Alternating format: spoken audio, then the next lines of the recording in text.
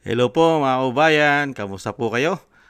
Si Kamano po inyong lingkod ay nagbabalik po muli at tayo po ay magsama-sama magkomentuhan dito po sa Tambayan Makabayan at sana po ay nasa maayos po kayong kalagayan. Mag-umpisa na po tayo, komentuhan po natin at pinagtatawanan po ni Vendalo.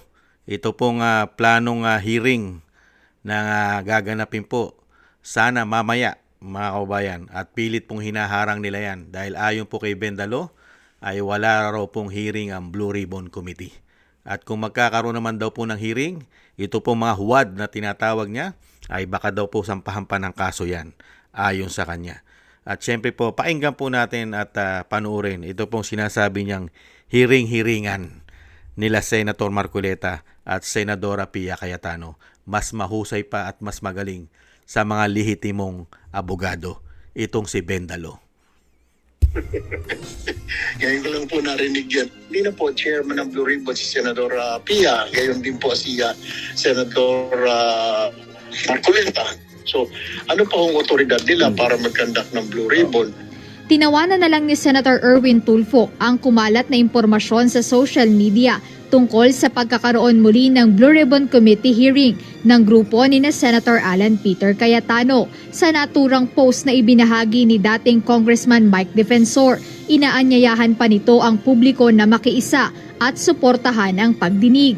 Ayon kay Senator Tulfo na siyang itinalagang Blue Ribbon Chairperson ng new Senate Majority, unauthorized o walang pahintulot ang planong pagsasagawa ng hearing sa labas ng Senado. Sa isang opisyal na pahayag ng komite, binigyang diin ng senador na hindi pahihintulutan na ang pangalan at integridad ng institusyon ay mabigyan ng maling interpretasyon o magamit sa mga walang pahintulot na paglalabas ng impormasyon. Dagdag ng senador, kung matutuloy ito bukas, magiging kagaya lang ito ng nakaraang pagtitipon ng Cayetano Block kaugnay ng flood control project issue. May tuturing lang umano itong isang ordinaryong press conference at hindi formal na pagdinig o lehitimong legislative inquiry. Ewan ko sa mga sinaunang panahon, mayroon po mga Blue Ribbon hearing sa labas sa Senado. So, lumalabas po, parang kayanin po ito dati na sila-sila lang po. Number one, wala pong ika nga darating na committee secretariat po doon para mag-record ng meeting. Palaisipan din sa senador ang paghingi ng suporta ni Defensor sa publiko. Bakit niyo po kailangan na ika nga may support? Anong dahilan? Yun po yung sinasabi natin. Ano pong dahilan para panoorin siya? Panoorin yung hearing-hearingan na yan. Ayoko pong tawagin na Blue Ribbon hearing po yan. Pero yun po ba ang dahilan? Kaya humingi siya ng suporta para mapanood siya ng mga tao. Dahil dito, paniwala ni Senator Tulfo na layunin ng aktibidad na sirain ang reputasyon ng ilang individual. Siguro, destabilization, malinaw po sa sikat ng araw. Nasisiraan na naman kung sino-sino. Sigurado ko, 99.9% damay na naman dyan. Pangulo, lahat na naman ng mga opisyal, yung mga hindi pa nabanggit, babanggitin na kung ano-anong binabanggit nila dyan. Sa ngayon, wala pang opisyal na pahayag si Senator Pia Cayetano o si Senator Alan Peter Cayetano. Ang tanong, bakit ayaw mo imbestigahan? Kung sinasabi mo yan imbesti-imbestiga lang. Mga hearsay, hindi totoo, at huwag paniwalaan ng taong bayan, bakit ayaw mo imbestigahan? Hindi po ba? Bakit takot-lakot kayong imbestigahan? Ito po mga Marines, kung talagang hindi kayo sangkot sa korupsyon. Bakit takot kayo? Magmula po kayo nung dating Blue Ribbon Chairman na si Lacson, bakit ayaw nyo imbestigahan ng mga Marines? Takot na takot kayo imbestigahan. Bakit? Yan ang tanong ng taong bayan. At karapatan ni Defensor na manawagan sa taong bayan na panuorin itong Blue Ribbon Committee na pangungunahan nila Senadora Pia Cayetano at Senadora Rodante Marcoleta. Dahil pera ng taong bayan ang pinag-uusapan dito, tulpo. Ninanakaw ang pera ng taong bayan. Hindi kami magre-react, hindi kami magagalit. Hindi namin panunuorin ang investigasyon, ganon. Pera ng taong bayan ang ninanakaw, hindi pera mo. At ang mga nagnanakaw sa taong bayan, meron daw broadcaster. May senador, nakabarong, naka-Amerikana. Yan daw ang mga magnanakaw. Ayon sa mga Marines, may pari pa. May aso pa na tinatawag ni sundalong kanin. At meron pang mga banyaga na nasa ICC daw. kasama sa nabibigyan ng nakaw na galing sa buwis ng taong bayan, ano, hindi kami kikibo? Maniniwala ang taong bayan sa'yo? Sa grupo mo? Na talamak at hindi makapag-intay? Na makuha nyo ang majority? Naghari-harian kayo? Para lang ang investigasyon na ginagawa nila Senador Marcoleta, Pia Cayetano, Alan Cayetano, para lang hindi ito matuloy, ginawa nyo ng paraan, nagkudeta kayo. Ngayon, inaagaw nyo ngayon ang kapangyarihan ng Senado, hanggat wala pa kayong 13. Nakita nyo po yon? Hindi pa sila nagiging 13, pero inaagaw na po nila ang kapangyarihan ng Senate, mga kababayan.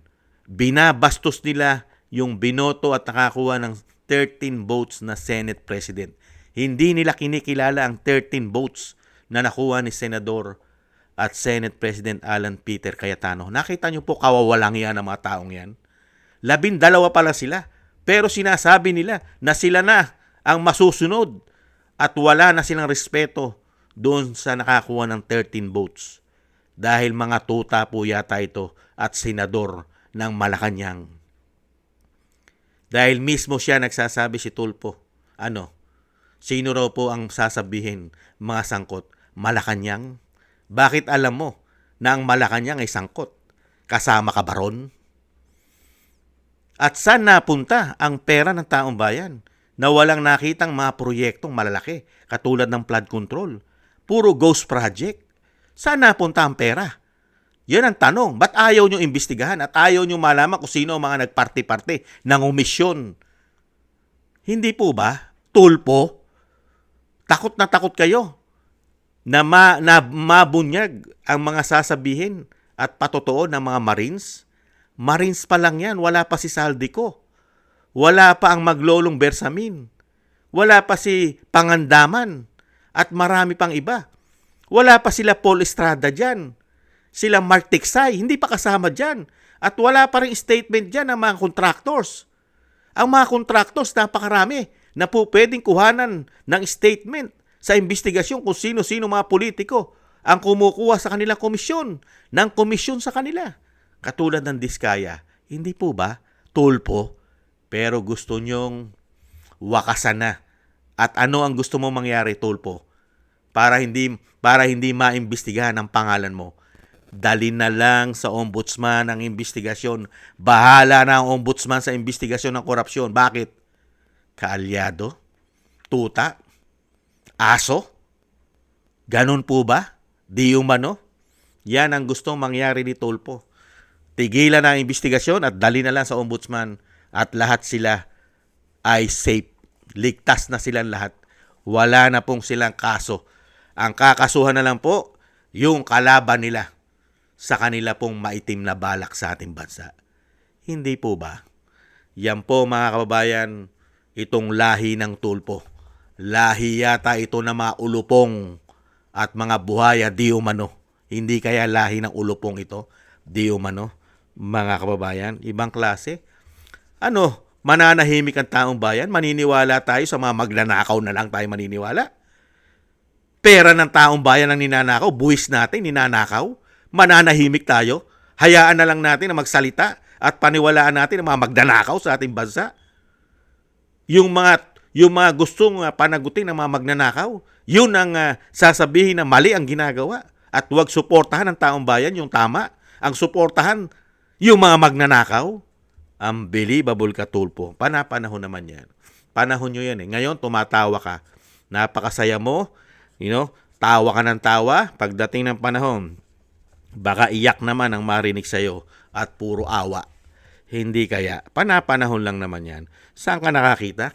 Tinutuliksa mo yung mga abogado, yung lehitimo, yung original na Senate President na nakakuha ng 13 vote, hindi mo nirespeto? Anong klase ka? Dahil nga po meron kang itinatagong baho, kaya nawala na po ang hiya mo sa pagmumukha mo? Di umano? Mga abogado yan. Pia, si Senator Marcoleta, si Pia Cayetano, mga abogado yan. Peter Alan Cayetano, abogado. Tapos ikaw lang ang magsasabi Lalong-lalo na pagdating sa institusyon at sa batas, unbelievable. Baka tamaan ka ng kulog at kidlat, Tulfo. Hindi naman po pwedeng maniwala ang taong bayan sa'yo. Mas magaling pa ba ang isang broadcaster na isang damukan lang kayamanan? Isang damukan lang kayamanan na kailangan imbestigahan din? Di umano, maimbestigahan din naman niya sa tamang panahon. Hindi po ba ang napakaraming kayamanan ni Bendalo at nakabili pa sa Green Hills ng napakaraming pera ang kailangan para makabili ka ng napakamahal na bahay sa Green Hills. Hindi po ba? Hindi ba babayata dyan ng kalahating bilyon ang presyuhan ng bahay dyan? Mga kababayan, at dyan yata nakatira ang isang Erwin Tulfo. Unbelievable.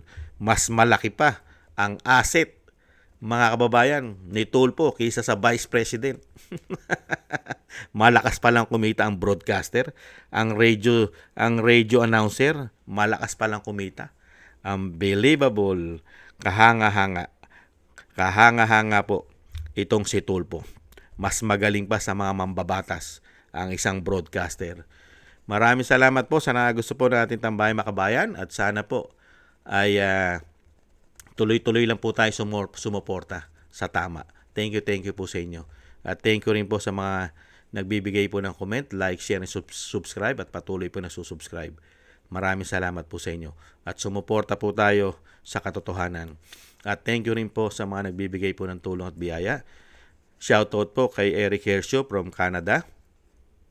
Kay Jem Aris from United Arab Emirates, Baby Roman at Ate Isa from Cagayan Valley, Ani Jo, kay Norma Garcia, Mary Natividad Blinden from Netherlands, Gayat Sena, Tatay Nick from Toronto, Canada, kay Jesus Valdepena, Rolando Guerrero, Milayi, Felipe Shapno from Texas, USA, Rolando Timbol from Alberta, Canada, Ma'am LB at Sir Manny from North Miami, Florida, USA, Melchorita Espinosa from Orlando, Florida, USA, Arthur Estrangero from USA, Randy Crispino from Pasig, Mika Ligaspi, Tessie Mantilla from Kuwait, Frank Zamora from California, USA, at Romulo Di Vinagracia from Bacolod City.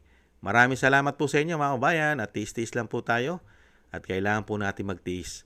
At God bless po sa inyo lahat. Muli po, paalam. Bye-bye.